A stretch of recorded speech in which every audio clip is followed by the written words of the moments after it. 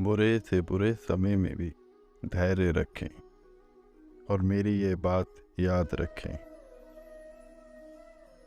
जो हुआ अच्छा हुआ, जो होता है अच्छे के लिए होता है। कभी कभी विपरीत परिस्थितियां हमारी वर्तमान स्थिति को अच्छा करने के लिए आती हैं। मन चंचल है, इसे बांध कर रखना कठिन है, लेकिन ये अभ्यास से वश में हो सकता है। यदि यह व्यक्ति के वश में हो जाए तो इससे अच्छा मित्र कोई और हो ही नहीं सकता। मन को एकाग्र करना बहुत जरूरी है, बस थोड़े से प्रयास और अभ्यास की जरूरत है। भगवान श्री कृष्ण ने कहा है कि मनुष्य को अगर अपने जीवन में सफलता हासिल करनी है तो फल की इच्छा किए बिना ही कर्म करना चाहिए।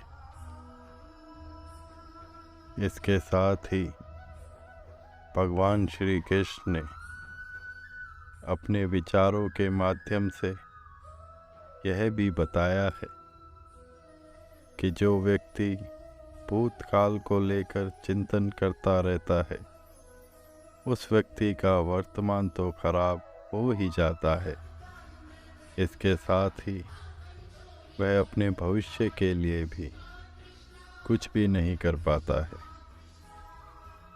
श्री कृष्ण के कई ऐसे विचार हैं जिन्हें अगर सही मायने में व्यक्ति अपने जीवन में उतार ले तो वह अपने जीवन के सभी दुख और परेशानियों से छुटकारा पाकर सुखमय जीवन जी सकता है।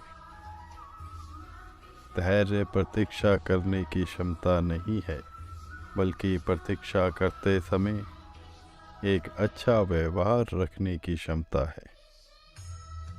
धैर्य कड़वा है, लेकिन इसका फल मीठा है। जैसे स्वर्ण आग में चमकता है, उसी प्रकार धैर्यवान कठिनाई में दमकता है। धैर्य सारे आनंद और शक्तियों का मूल है। अगर संसार में सब कुछ सहज होता तो हम कभी बहादुर और धैर्यवान नहीं बन पाते। धैर्य हर चीज की कुंजी है। दो चीज़ें आपको परिभाषित करती हैं। जब आपके पास कुछ भी नहीं है तब आपका धैर्य, और जब सब कुछ है तब आपका व्यवहार। धैर्य और परिश्रम से हमें वो सब प्राप्त करते हैं जो शक्ति और शीघ्रता से कभी प्राप्त नहीं कर सकते। धैर्य भी कार्य का ही एक रूप है। आपकी शक्ति से ज़्यादा आपका धैर्य कार्य करता है। सहनशीलता और धैर्य को किसी की कमजोरी नहीं समझना चाहिए। ये तो शक्ति के संकेत हैं। धैर्य एक ऐसी सवारी है जो आपके और अपने सवार को कभी गिरने नहीं देती। तो सबसे शक्तिशाली योद्धा धैर्य और समय ही हैं। धैर्य और भाग्य सभी चीज़ों पर विजय प्राप्त करते हैं। एक बार एक राजा और मंत्री जंगल में शिकार के लिए निकले। मार्ग में कुछ झाड़ियों को हटाने में नुकीले कांटों में फंसकर राजा के हाथ की एक उंगली कट गई। राजा को दर्द हुआ। इस पर मंत्री ने राजा को कहा, महाराज चिंता ना करें, जो होता है अच्छे के लिए ही होता है।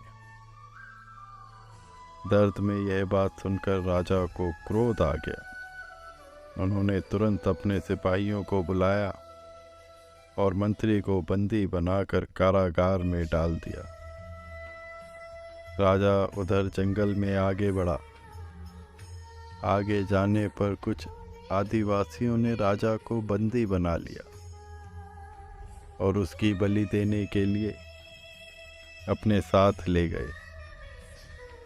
तब आदिवासियों ने देखा राजा की तो उंगली कटी हुई है, राजा का एक अंग भंग था और ऐसी कटी उंगली वाले की तो बलि नहीं दे सकते थे, इसलिए उन्होंने राजा को छोड़ दिया। उंगली कटी हुई होने से राजा की जान बच गई। तब राजा को मंत्री की बात समझ आई। वो महल गया और तुरंत मंत्री को कारागार से बाहर निकाला और उसे सारी बात बताई। राजा ने मंत्री को कहा, भगवान ने मेरी तो जान बचाई, लेकिन मैंने तुम्हें अपमानित किया, कारागार भेज दिया, भला इसमें क्या अच्छा हुआ।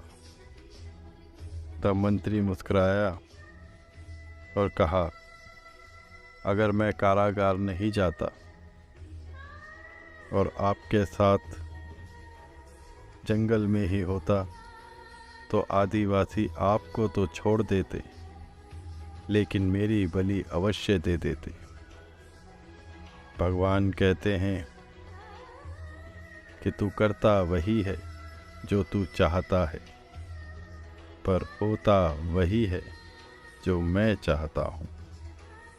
इसलिए तू कर वही जो मैं चाहता हूँ, फिर होगा वही जो तू चाहता है।